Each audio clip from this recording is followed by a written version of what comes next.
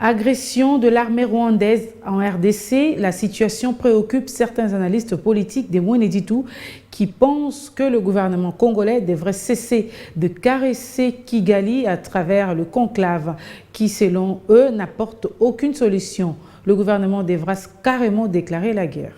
Non, je ne pense pas que, au niveau où nous en sommes avec la situation, l'on puisse demander simplement à un citoyen de se calmer quand il voit la mort de ses propres frères.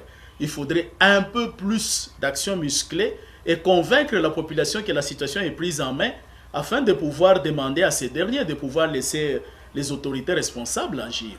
Malgré tous ces accords, nous nous retrouvons toujours avec des agressions à l'est de la RDC. La population s'imagine ou croit qu'elle est délaissée par la communauté internationale, malgré la présence des Nations Unies avec la MONUSCO, abandonnée par la communauté africaine. Pourquoi la présence et l'insistance des Rwandais face à toutes ces agressions? Pourquoi passer par derrière certains mouvements rebelles, mercenaires, pour essayer toujours d'insécuriser l'Est de la RDC? Et cela en favorisant certaines exploitations illicites des matières premières, des trophées de chasse qui sont en train de transiter par le Rwanda. Parce que les gens se sentent maintenant abandonnés, délaissés par toutes sortes d'organisations internationales. Ça fait combien de temps que les Nations Unies sont en RDC?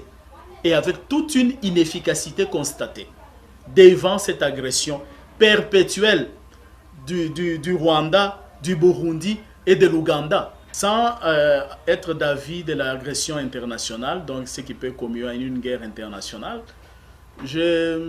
J'inviterai moi personnellement les FARDC à défendre notre territoire parce que c'est leur mission principale. Mais je ne partage pas les points de vue de ceux qui voudraient que l'on puisse déclarer la guerre contre le Rwanda, à moins que cela ne soit vraiment décidé dans le Haut Conseil de sécurité de la République.